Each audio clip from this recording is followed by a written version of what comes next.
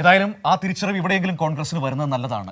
SFIOയുടെ ഒക്കെ അന്വേഷണത്തെ സ്വാഗതം ചെയ്തുകൊണ്ട് ഇവിടെ കൈയടിക്കുന്ന പ്രതിപക്ഷ നേതാവ് ഇപ്പോൾ ഒന്ന് മനസ്സിലാക്കുന്നുണ്ടായിരിക്കും ഈ ED പോലുള്ള അന്വേഷണ ഏജൻസികളെ എങ്ങനെയാണ് കേന്ദ്രം രാഷ്ട്രീയമായി ദുരുപയോഗം ചെയ്യുന്നത്. വിനിഷ, അബ്ദുൾ റഷീദിലേക്ക് പോകുന്നതിന് മുൻപ് ഒരു കാര്യം കൂടി ഞാൻ പറയാം. വിനിഷ ഓർക്കുന്നുണ്ടാകും, സോണിയാഗാന്ധിയെയും രാഹുൽ ഗാന്ധിയെയും ഈ വിഷയത്തിൽ ED ചോദ്യം ചെയ്തു. ഏകദേശം 50 മണിക്കൂറിലധികമാണ് അന്ന് ചോദ്യം ചെയ്തത്. അതിനെതിരെ ഈ രാജ്യത്തെ ഏറ്റവും ആദ്യം പ്രതികരിച്ച പ്രധാനപ്പെട്ട നേതാക്കളിൽ ഒരാൾ കേരളത്തിന്റെ മുഖ്യമന്ത്രി പിണറായി വിജയനാണ്.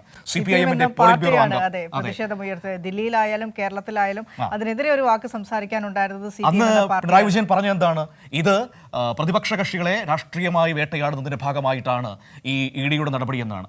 ആ ഒരു രാഷ്ട്രീയ മര്യാദ ഒരു ഘട്ടത്തിലെങ്കിലും കോൺഗ്രസ് തിരിച്ച് ഈ സംസ്ഥാനത്തോട് കാണിച്ചിട്ടുണ്ടോ എന്ന വളരെ പ്രധാനപ്പെട്ട ചോദ്യമുണ്ട്. ഇതേ രാഷ്ട്രീയ ഏജൻസികളെ ഉപയോഗിച്ച് ഈ സർക്കാരിനെ വേട്ടയാടാൻ ശ്രമിക്കുമ്പോൾ പിന്നീട് കോടതിയിൽ അതൊക്കെ തകർന്നു വീണപ്പോഴെങ്കിലും ഒരു ഘട്ടത്തിലെങ്കിലും EDക്കെതിരെ ഒരു വാക്കുമിണ്ടാൻ ഇവിടുത്തെ കോൺഗ്രസ് നേതൃത്വം തയ്യാറായിട്ടുണ്ടോ? ഇല്ല. പക്ഷേ അവിടെയാണ് പിണറായി വിജയൻ ഉന്നതമായ രാഷ്ട്രീയ ബോധ്യം കാണിച്ചത്. CPIM എന്ന പാർട്ടി ഉന്നതമായ രാഷ്ട്രീയ നിലപാട് ഉയർത്തിപ്പിടിച്ചത്.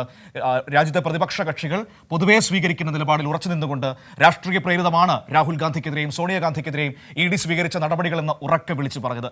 അത് തിരിച്ചറിയാനുള്ള രാഷ്ട്രീയ മാന്യത ഒരിക്കലും കോൺഗ്രസ് കാണിച്ചിട്ടില്ല. അബ്ദുൾ റഷീദിനോട് ചോദിക്കാം. നമുക്ക് ഈ കേസിന്റെ വിശദാംശങ്ങളിലേക്ക് വന്നു കഴിഞ്ഞാൽ, കഴിഞ്ഞ ദിവസമാണ് ED ഇത്തരത്തിലൊരു ഷോക്ക് ഹൗസ് നോട്ടീസ് കൊടുക്കുന്നത്.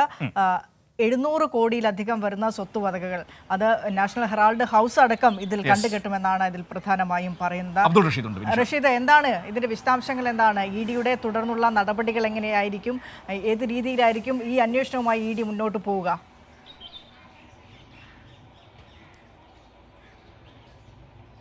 ഈ നാഷണൽ ഹെറാൾഡുമായി ബന്ധപ്പെട്ട് കോൺഗ്രസ് നേതാക്കളായിട്ടുള്ള രാഹുൽ ഗാന്ധിയും അതോടൊപ്പം സോണിയാഗാന്ധിക്കുമെതിരെ കർശനമായിട്ടുള്ള നടപടികൾക്ക് സ്വീകരിക്കാനാണ് EDയുടെ തീരുമാനമെന്നാണ് നമ്മൾ ഇപ്പോൾ മനസ്സിലാക്കുന്നത്. പ്രത്യേകിച്ചും ഈ നാഷണൽ ഹെറാൾഡുമായി ബന്ധപ്പെട്ട് 700 കോടിയിലധികമുള്ള സ്വത്ത് വകകളൊക്കെ തന്നെയും ED പിടിച്ചെടുക്കും. ഇതുമായി ബന്ധപ്പെട്ട രേഖകൾ, അതായത് ഈ നാഷണൽ ഹെറാൾഡുമായി ബന്ധപ്പെട്ട രേഖകൾ കൃത്യമല്ല എന്ന ഒരു ആരോപണമാണ് ഇപ്പോൾ ED മനസ്സിലാക്കിയിരിക്കുന്നത്. അതായത് ഇതിൽ കൃത്യമായിട്ടുള്ള തെളിവുകൾ തങ്ങളുടെ ഭാഗത്ത് നിന്നും ഉണ്ട്. നേരത്തെ ഈ ജവഹർലാൽ നെഹ്റു 1937 സ്ഥാപിച്ചിട്ടുള്ള ഈ സ്ഥാപനം പിന്നീട് കൈമാറുകയും ആ കൈമാറ്റത്തിൽ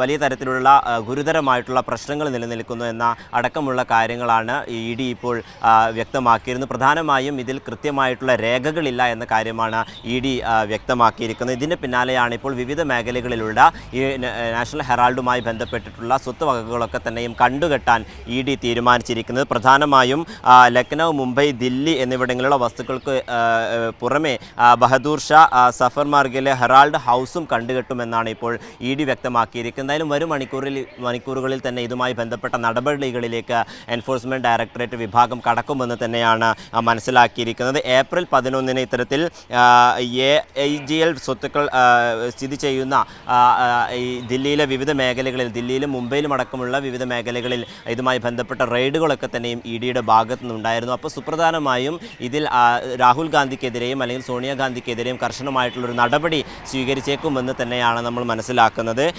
നിലവിൽ ഇപ്പോൾ ഈ സ്വത്തുവകകളുമായി ബന്ധപ്പെട്ട ഈ EDയുടെ നോട്ടീസിന് പിന്നാലെ ഏതെങ്കിലും തരത്തിൽ പ്രതികരിക്കാൻ കോൺഗ്രസ് നേതാക്കൾ ആരും തയ്യാറാകുന്നില്ല. മനു നേരത്തെ സൂചിപ്പിച്ചതുപോലെ തന്നെ കോൺഗ്രസ് നേതാക്കൾ ആരും ഇതുമായി ബന്ധപ്പെട്ട യാതൊരു പ്രതികരണത്തിനും ഇതുവരെയും തയ്യാറായിട്ടില്ല. ദേശീയ തലത്തിലാണെങ്കിലും സംസ്ഥാന തലത്തിലാണെങ്കിലും ഇതുമായി ബന്ധപ്പെട്ട പ്രതികരണങ്ങൾ നമ്മൾ തേടിയിരുന്നെങ്കിൽ പോലും അതേസമയം ഇതുമായി ബന്ധപ്പെട്ട പ്രതികരണങ്ങൾ നൽകാനില്ല എന്ന ഒരു സമീപനമാണ് കോൺഗ്രസ് നേതാക്കളുടെ ഭാഗത്തു നിന്നുണ്ടാകുന്നത്. അതേസമയം ഈ EDയെയും അതോടൊപ്പം വിവിധ കേന്ദ്ര സേനകളെയും ഉപയോഗിച്ചുകൊണ്ട് തങ്ങളെ ചൂഷണം ചെയ്യുന്ന ഒരു നിലപാടിലേക്കാണ് കേന്ദ്രം കടക്കുന്നത് എന്നൊരു ആരോപണമാണ് കോൺഗ്രസ് നേതാക്കളുടെ ഭാഗത്തു നിന്നും ഉണ്ടാകുന്നത്. പ്രത്യേകിച്ചും ഈ അന്വേഷണ ഏജൻസികളെ ദുരുപയോഗം ചെയ്യുന്നു, അത് കോൺഗ്രസിൻ്റെ മേൽ കെട്ടിവെക്കാനുള്ള ഒരു സമീപനം കേന്ദ്ര സർക്കാരിൻ്റെ ഭാഗത്തു നിന്നുണ്ടാകുന്നു എന്നൊരു ആരോപണം അല്ലെങ്കിൽ അത്തരത്തിലൊരു വാദമാണ് കോൺഗ്രസ് നേതാക്കൾ ഉയർത്തുന്നത്. എന്തായാലും ഈ കേസിൽ രാഹുൽ ഗാന്ധിയും അതോടൊപ്പം സോണിയാഗാന്ധിയും വരിഞ്ഞു മുറുക്കാനുള്ള ഒരു തീരുമാനത്തിൽ തന്നെയാണ് ED മുന്നോട്ട് പോകുന്നത് എന്ന് തന്നെയാണ് നമ്മൾ മനസ്സിലാക്കുന്നത്.